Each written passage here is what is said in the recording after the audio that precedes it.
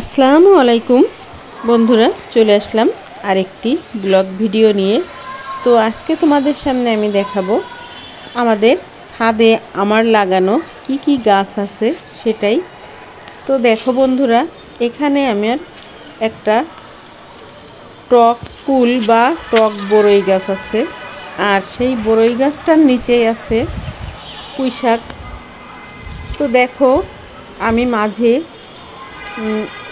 আমার এক YouTube friend বা বোন বলো, তাকে বলছিলাম তোমাকে আমি আমার ফুল গাছ দেখাবো। তো রিঙ্কুকে বলছি, দেখো রিঙ্কু, তোমাকে বলছিলাম যে আমি এই সময়ও গাছে কুল ধরে। দেখো, আমার ছাদে একটা ক্যারেটের ভিতরে আমি একটা কুল গাছ লাগাইছিলাম। তো সেই কুল গাছটাই কিন্তু এই 2 বছর ধরে অনেকটাই কুল হয়। আর এখানে দেখো, সেই কুল গাছটার নিচে পুঁই শাক লাগাইছিলাম, সেই পুঁই শাক। তো আজকে আমি এখান থেকে পুঁই শাক কেটে নেব, আর কি কি গাছ আছে সেটাও তোমাদের সাথে শেয়ার করব। তো এখানে পুঁই শাক গাছের পাশেই কিন্তু আবার একটা ডালিম খেয়ে বিচি ফেলছিলাম। তো সেই ডালিমটাও গাছ হয়ে গেছে, কিন্তু গাছটা পুঁই শাক গাছ জড়ায় আছে, এর জন্য ভালো হতে পারছে না। তো আমার কিন্তু গাছ লাগানোর খুবই ইচ্ছা, কিন্তু আমরা ভাড়া বাড়িতে থাকি, তারপরও যতটুকু পারি আমি লাগাই। তো এখানে দেখো আছে অ্যালোভেরা গাছ, তুলসী গাছ, আর এই দেখো এইটা হচ্ছে অরিগ্যানো গাছ। গাছটা কিন্তু বর্ষার সিজনে আরও সুন্দর ছিল, সতেজ ছিল, এখন কিন্তু একটু লাল লাল হয়ে গেছে। তো এই দেখো গাছটা। তো আমি এই গাছ থেকে কিন্তু পাতা কিছুটা তুলে নিয়ে শুকাইছিলাম, আর বাকি পাতাগুলোও আমি শুকিয়ে নেব। আর হচ্ছে গাছটা আরও কয়েকটা গাছ লাগাবো, এই অরিগ্যানোর গাছ। এখানে দেখো তুলসী গাছে ফুল হয়ে গেছে। তো আমি কিন্তু তুলসী গাছ ইচ্ছাকৃত লাগাই না, এর থেকে বীজ বের হয়ে সেই বীজ ছড়ায় পড়ে। এখানে দেখো আছে উচ্ছে গাছ। এই দেখো, উচ্ছে বাজার থেকে কিনে এনে খাই, সেই আমি কোনো সবজির খোসা তো ফেলে দেই না, সব কিছুই আমি গাছের গোড়ার সারের জন্য গাছের গোড়াতেই দিয়ে দিই। তো সবজি কেটে সেই বীজ আমি ফেলছিলাম, তাই এই চারা হয়েছে।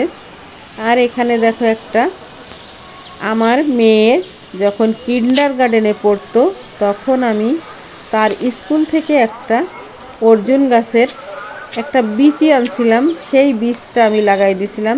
তো সেই গাছটাও হয়ে গেছে। আর সিম গাছ লাগাইছিলাম, সিম গাছটা তেমন একটা ভালো হয়নি। এখানে দেখো, এই গাছটা কি গাছ আমি চিনি না, প্রথমে মনে করছিলাম যে মনে হয় খুব সম্ভব পেঁয়াজ কিংবা রসুন, কিন্তু না, পেঁয়াজ রসুন এত বড় হবে না। এর পাশে আছে একটা মেহেদি গাছ। এখানে দেখো কাটামুকুটটা কিন্তু অনেক বড় ছিল, একজন তুলে ফেলে দিছিল, সেটা আবার এনে লাগাই দিছি। আর এখানে দেখো, এটা হচ্ছে পাথরকুচি গাছ আর পেঁয়াজ ফুল গাছ। এই হচ্ছে আমার এপাশের গাছগুলি। পাশে আবার একটু ধনিয়া পাতা আছে, কিন্তু ওটা দেখাইনি। এখানে আম খেয়ে তার বীজ ফেলেছিলাম, সেই গাছটাও হয়ে গেছে। এখানেও কিছু পুঁই শাক গাছ আছে। তারপর দেখো একটা পেঁপে গাছ, পেঁপে ধরছে, এটা কিন্তু আমার দুলাভাই লাগিয়েছে। তো এখানেও কিছু উচ্ছে গাছ আছে।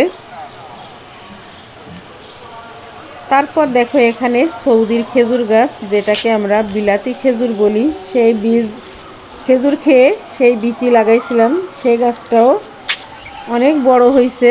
তো এই গাছটা কিন্তু সম্পূর্ণ বালির ভিতরে আছে, এখানে কোনো মাটি নাই, শুধু বালির উপরেই এই সৌদির খেজুর গাছটা। এখানে কিন্তু দুটো গাছ একসঙ্গে আছে।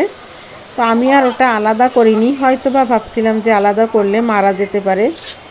তো প্রতিদিন পানি দেই। গাছটা দেখো, তোমাদের একটু দেখাই কত বড় হয়েছে। আর এখানে পাশেও একটা ছোট্ট একটা মেহেদি গাছ আছে।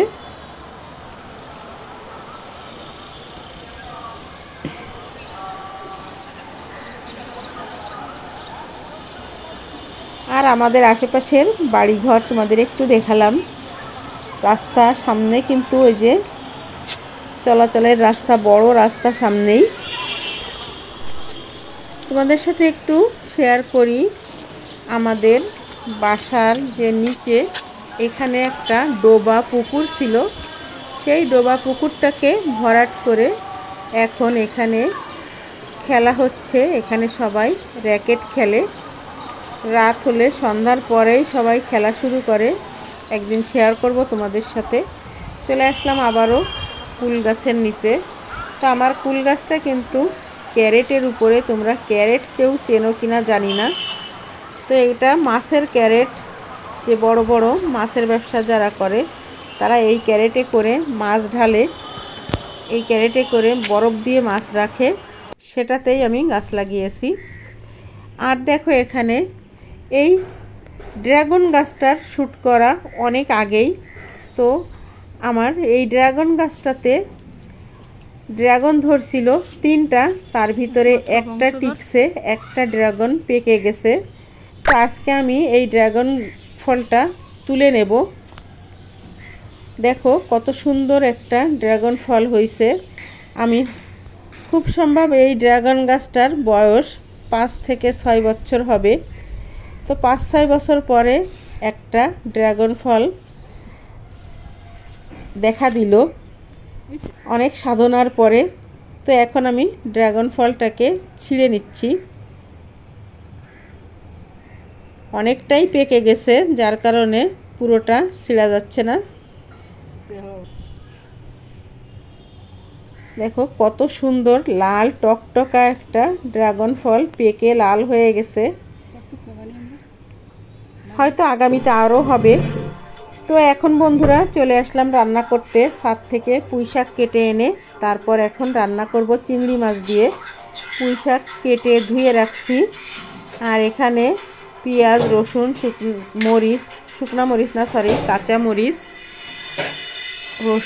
আর হলুদ, লবণ, তেল এই দিয়েই রান্না করব। তো অনেকটাই পুঁই শাক হয়েছিল, আমাদের ভালোভাবেই হয়ে যাবে 2 বেলা। তো বন্ধুরা এখন আমি পুঁই শাকটাকে আমার রান্নাঘরে রান্না করে নেব। তোমরা দেখতে থাকো।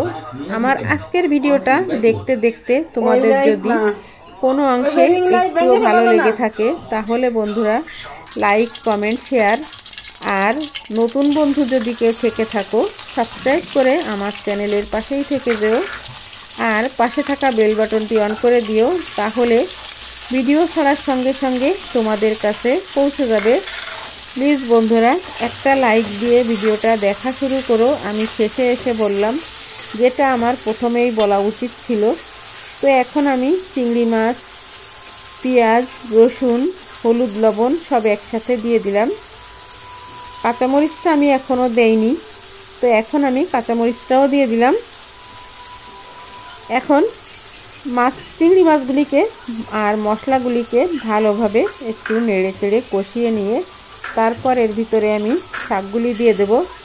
বন্ধুরা সঙ্গে থাকো, দেখতে থাকো, দেখতে ভালো লাগবে।